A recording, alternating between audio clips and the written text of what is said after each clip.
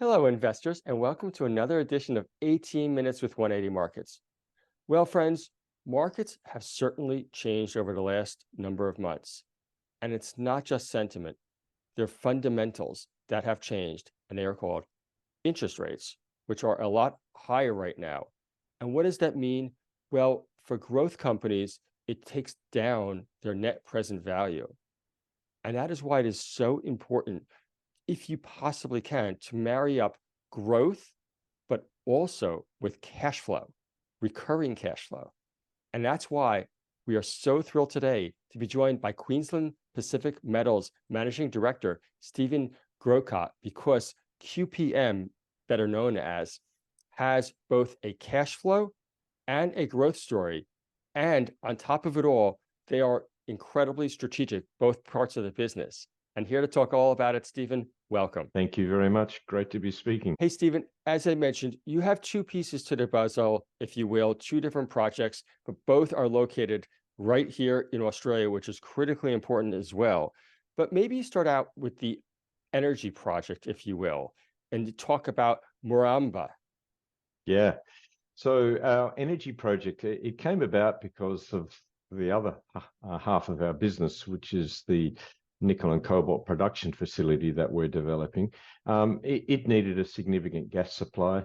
We knew that there was a massive amount of gas being fled and vented from the Northern Bowen Basin metallurgical coal mines.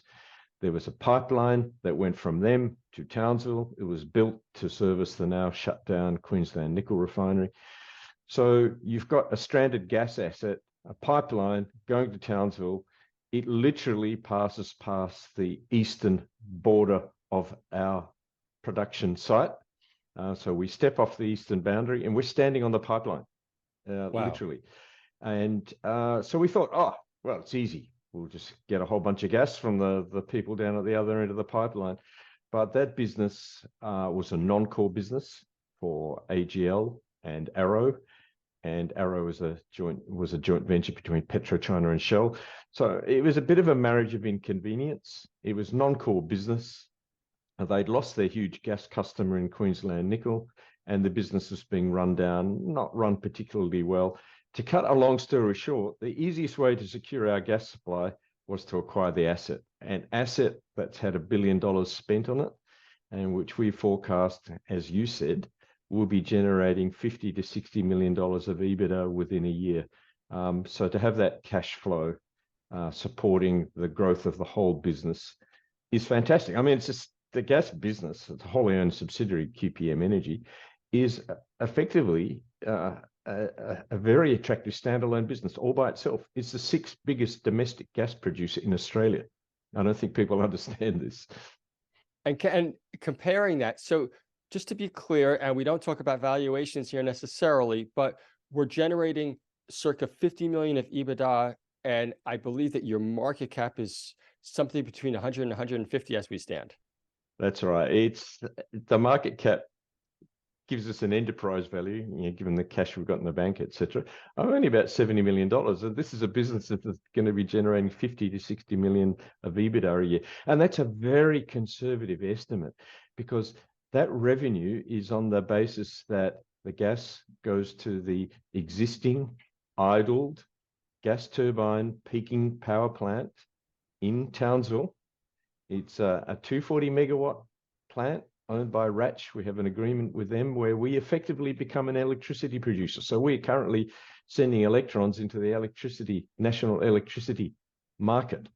And you've got a stranded gas asset, a giant pipeline, and 4 gas turbines sitting at the other end of the pipeline that have been sitting idle for years with the increase in demand for peaking power because of the growth in wind and solar.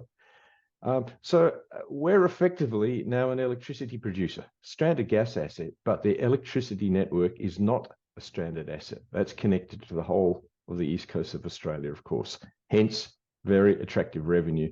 And we've estimated that based upon a pretty conservative peaking power price of about $200 a megawatt hour. And the national electricity market allows that to go up to 15,000 per megawatt hour. Wow. And Stephen, between now and let's just call over the next 12 months, what are the mechanical works that have to be done to the asset to get it into cash flow? So the first thing is to fix it up. It was a rundown asset. It was an unloved asset. So fixing up the asset, and this is really low hanging fruit. It's things Right. like the pressure gauges, get them properly calibrated. There's flares that are within tens of meters of gathering pipelines. Connect them up. There's wells which have lost their productivity. They need to be reworked over. I won't go into the technicalities about that. But the good thing is there is a fantastic, skilled and experienced crew who have been sitting there, have had one hand tied behind their back because it was not part of the core business for AGL or Arrow. There was some poor relationships with the miners who were having to flare and vent this gas for safety reasons. So there wasn't that collaborative relationship there. Right. So we've started talking to them, and they haven't been treated with respect, or from a business perspective. So it's a marriage made in heaven, Right. because with the Commonwealth Government's safeguard mechanism, which came out, and the Minister Chris Bowen, the Energy and Climate Change Minister, he compels every safeguard site to reduce their greenhouse gas emissions by 4.9% per year, every year Right. for the next few years. The amount that they have to reduce by, if they don't do that, they have to pay for those CO2 equivalent emissions. The Right. amount to reduce by is much, much, much more than the amount of gas that we need. And by supplying us the gas, and we turn it into electrons through the Townsville Power Station, to gas supply for other customers, and of course, ultimately, the Townsville Energy Chemicals Hub project. I sometimes, I honestly, I have to pinch myself, and partly, sometimes I say, my goodness, how incredibly clever and brilliant we are. And sometimes I say, my goodness, how incredibly lucky we are. You need both in this world. That's right. Well, some people say I'd rather be lucky than clever, but I think we've you got a need both. great team who've pulled this off, and you couldn't ask for better timing for this. Yeah, absolutely. Now, speaking of it, the project, not only is it going to generate revenue and EBITDA, but it's also strategic and turning towards your tech project right now. Maybe discuss that, and then we'll tie it back all together. Yeah. So the Townsville Energy Chemicals Hub project, I'll put it really simple. Ore plus gas fed into what's called the direct nickel process produces high purity battery chemicals and some valuable co-products as well, which go into General Motors, LG, and POSCO. So it's ore plus gas plus the direct nickel process gives the high purity chemicals. Now, the amount of gas that project needs is reasonably significant. It's about 11, maybe 12 petajoules of gas a year. It's not a big electricity user. It's only about 40, 45 megawatts of electricity, but it's a significant gas user. So we needed that gas supply. So again, the synergy is phenomenal. When I was lucky enough to join QPM a few years ago, I thought, wow, we're a big gas user. Cogeneration to Right. generate the steam, and the electrons go into the market. And that's effectively what we're now doing by being connected into the grid through the Townsville Power Station. We use the gas just to generate the steam, and the excess gas goes to the power generation. Right. Now, can you just, on the tech project itself, you mentioned that all the product effectively goes into the market. Can you just get into a little bit more detail about what's required? Because it's a nickel and cobalt project. Is that correct? Correct. Yeah. So the nickel is probably 65% of our revenue. The cobalt's around about 15 or so percent of our revenue, maybe a bit more. So, 3/4 of our revenue comes from the high purity nickel and cobalt sulfate. Now, just to be clear on that, there are many different sorts of nickel products. Most of the nickel produced in the world goes into stainless steel manufacture. Right. And it's produced in the form of ferronickel or nickel pig iron. This is nickel with a bunch of iron, goes into stainless steel. Very hard to convert that into battery grade nickel and cobalt sulfate. They're pharmaceutical purity products, and you're talking about 99.95% purity materials. So the tech project is actually an advanced chemicals manufacturing facility. We get lumped into the resource sector, but we're really an advanced manufacturing facility. Okay. The high purity chemicals then go straight into the production of what's called the battery cathode active material. So you've got, in any battery, you have a cathode and you've got an anode, and the electrons shuttle back and forth between them as you discharge and as you charge. So these chemicals go into the cathode part, and the nickel and cobalt is the most advanced commercial lithium-ion battery in the world. It's the highest density, and it's an area where there's huge technology improvement continuing. So, you know, the batteries now that are going into the EVs around the world, forget subsidies, forget greenhouse costs, forget anything else. These are now very close to EVs and internal combustion engines having the same total cost of ownership as technology continues to improve. We know which direction that's heading in. So the growth is mind-blowing. It is so big, the growth rate in battery nickel demand, that people just don't believe it. We're talking about a CAGR for nickel demand of over 30% per year. It is staggering, absolutely staggering. And people don't just believe Stephen. Let's talk about testimonials and validation at QPM, and specifically amongst your shareholder base. Stephen, you have some very strategic shareholders. Can you just talk about them a little bit? Yeah, so firstly, LG Energy Solution and POSCO came on board as investors in us. Now, LG Energy Solution are the world's second biggest lithium-ion battery producer. And I like to quote Elon Musk here sometimes. Elon Musk said they shouldn't be called lithium-ion batteries, they should be called nickel batteries. Because they're the most energy intensive ones. But anyway, they're the second biggest lithium-ion battery producer in the world. POSCO are increasingly growing into being a large producer of the feedstocks that go into the battery, so the cathode active material and the anode material. They're a big steel, nickel, and chemicals producer in Korea.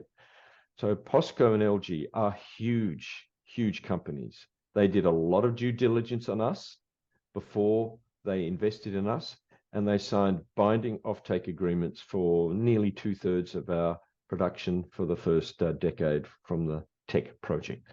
Tremendous. They wanted all of it, and we said, even though we were a minnow at the time, we said, oh no, we want to hold some back to give us some leverage in the market with other potential investors. A year later, or less than a year later, General Motors came along. We were in discussion probably with 15 different companies. Wow. General Motors came along and they did their due diligence, a very thorough and expensive one, over about a 5-month period. And early on in the process, they said, we want exclusivity. You got to stop talking to everyone else. So we did. And they jumped on board and said, we want all of the remaining production for your first decade. And after the decade, after the agreement with LG and POSCO runs out, we want 100% of it for the life of the project. And by the way, if you build a second plant, we want 100% of that too. And here's a nice investment, US $69 million, some of which comes when we start to build the plant, and some of which we've already received. So General Motors, LG, POSCO, these are tier 1 developed country battery and EV sector companies. Right. And Stephen, and I want to emphasize again for viewers, these are strategic investors. And I think that is a critically important point to mention. As you said, also, they've done months and months of due diligence on you, probably spent a small fortune on making sure everything technically is working. So it really is validation. Now, Stephen, as investors, what should we look for out of QPM over the next 12 months? What are your definitions of success? So two things. I'll talk about the energy business first. That's the turning around of a business that was making a slight loss to become a positive EBITDA. You know, there's a lot of stuff to do there, but it's not, my CEO of QPM Energy, I hope he doesn't watch this, but I'm going to say it's pretty straightforward. We know what we have Right. to do. We've got a great team of the existing employees from the Moranbah Gas Project, a great team of people who we're delighted to have with us, and hopefully they feel the same way because now they've got somebody who loves them. Right. And we've appointed a few people in our team corporately to help guide that turnaround. So that turnaround over the next few months will turn us into a positive EBITDA, and by this time next year, we're anticipating more than 50 million EBITDA annually. So that's part one: turn around the gas business, make that positive. The second part is the tech project. We released what we called an advanced feasibility study late last year. Under normal circumstances, if we were a big company and the markets were a lot better, that probably would have been sufficient. But we are a small company. There is some novelty in the process. So the due diligence process that our debt providers are undertaking requires us to meet an even higher level of technical risk mitigation and proving up of the process. So that is progressing. Plus, when we estimated the capital, there was massive volatility. You recall late last year, prices were all over the place. Some of the technology and equipment providers that we're talking to, who were going to their suppliers, were saying their suppliers would not give them quotes that had a duration of any more than 2 weeks. Wow. And some of them said, we are not even providing quotes because it's so uncertain and so volatile, we're not going to provide it. So we had to wait for all that to wash out. We're refining the capital estimate, increasing the technical rigor so that we can get performance guarantees from our equipment supplier partners. And we come out with a new capital estimate. We expect also to turn our non-binding debt commitments at the moment, which are almost 1.5 billion Aussie dollars Right. for this project. So we've got 1.5 billion of debt already conditionally approved. So the due diligence process I just mentioned, if that goes well, and it's going very well so far, that should be turned into a non-conditional, unconditional debt. That is a huge step forward because the naysayers who are out there, that changes things because these debt providers are a lot of export credit agencies and some from the private sector as well. These are international ECAs, so Canadian and Germany Right. have already conditional commitments. We're in discussions with Koreans, and of course we've got Australia through Northern Australia Infrastructure Facility and Export Finance Australia for 500 million of that, or 1.4 or 5. Right. So effectively it's a consortium, and most are, it sounds like, quasi-government entities. Correct. And obviously we've got term sheets with the private sector as well. So we want to round all that. I mean, you never go out and secure just enough. You always want to secure more than enough. And there's a right balance that we need to get in the financing in the debt providers, both strategically and financially, and risk and tenor and term and et cetera, et cetera. So it's going to be a complex job for our finance team. Our debt advisors, our KPMG, they've been doing a great job in that regard too. Gotcha. And to get to the corner, you got to get, or I should say, to get around the corner, you need to first get to the corner. You recently did a capital raise. How is that helping you, say, over the next number of months? Yeah. So we're now funded through that capital raise to take us through to next year and complete everything that we need to. Important thing for the market and for the securing of both the debt and the future equity is that the market could see how you can get this project funded and built, securing your energy supply. And as you said right at the outset, a positive cash flow energy supply. And to do that, we have to spend some money to help turn around that asset. So the capital raise is to help do that, in part, to align that timing with the tech project revision. So we just delayed that by a few months to be early next year. So aligning that capital raise allows us to align the turnaround of the gas asset, the finalization of the capital re-estimate, and a bankable feasibility study with unconditional debt. So it all now gets tied together. So it's a much better proposition. It's painful to do a raise at a time like that, Right. but the gas opportunity is off scale, and we just had to do it to capitalize on that, to put the underpinning value into the business. Right. Certainly makes sense. Hey, Stephen, we need to keep these interviews, unfortunately, fairly short. In conclusion, if there are 1 or 2 points you want every investor to know about QPM, what would they be? We are effectively vertically integrated from mine through to the EV producer. And obviously, we don't own those assets, but we have binding ore supply agreements with a number of miners in New Caledonia. And one of those miners is now a strategic investor in us. So that's good security. We own the gas asset. So we've got security there through our supply chain.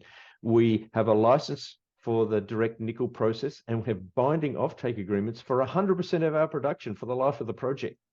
So to me, that's a de facto vertically integrated. That is a great position of security. And the last thing I want to say is, and this is timely, last night the EU announced, or last night our time, the EU announced their draft regulations around ESG for the battery supply chain. So you'll go into your showroom in Frankfurt, scan the QR code on the car. It'll tell you where the cobalts come from, where the nickels come from, what the greenhouse intensity is, what the water use is, what the recycled content is. The whole shebang will be there. Wow. There will be nowhere to hide if you are a dirty producer. And right now, if you're a dirty producer, it goes into a bucket called China and it ends up all over the world. There will be nowhere to hide. Our ESG credentials are the best in the world. Zero waste, zero process liquid discharge, negative carbon, all independently verified. This is not greenwash. These are Right. independent verifications. So you couldn't ask for a better time to have a great project coming on with great ESG credentials. Right. Stephen, thank you so much. We definitely want to stay in touch. Thank you very much. Appreciated the time. Easy. Bye-bye.